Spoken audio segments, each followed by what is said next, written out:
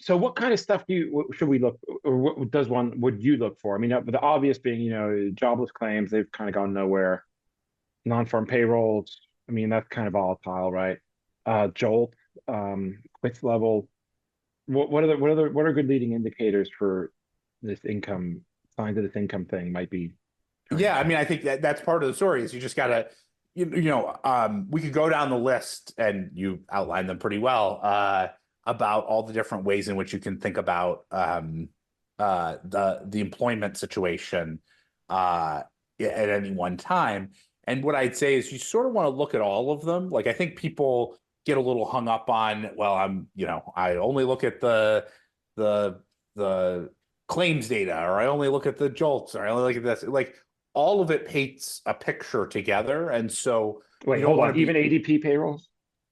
I would say even ADP payrolls, which are a bad indicator of actual payrolls, Right. but what are they? They're just, it's just another data source. And if anything, I would argue that ADP payrolls in some ways is more real than any other thing because they actually, whatever, they pay 20% of Americans. And so, and they're using Hmm. their data where they're actually paying 20% of Americans. And if they started to pay a lot less Americans, then I would start to, I'd pay attention to it at least.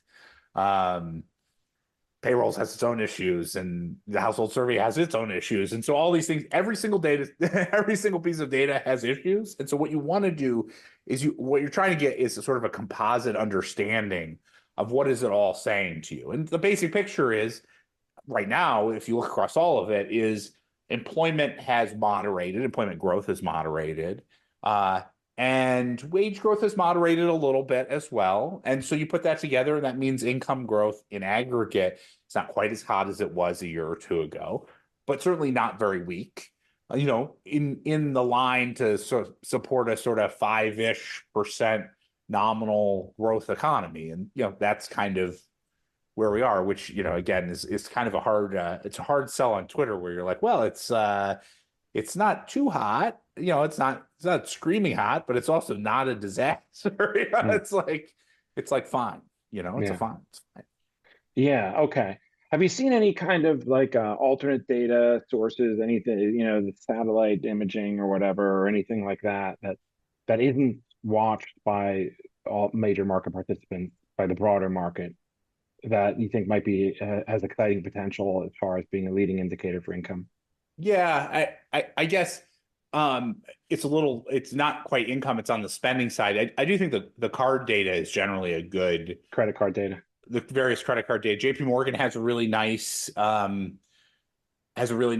series that they do, which is drawn from their, the Chase credit card business is like is a huge credit card business. Bank of America also does a survey, so I like to look at a couple of them because they Bank of America can be a little wonky sometimes, but it gives you sort of that sense if spending was really falling off of a cliff.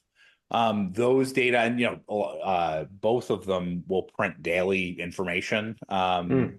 And so you could get obviously very, very timely information. You have to be a little careful about reading too much into the day-to-day chop, but that's good. The other pieces of information I always like to look at, which is not really sort of comprehensive related to wages, but it's related to spending, is things like OpenTable, daily reservations, the TSA checkpoint numbers, which actually made new highs over the past weekend.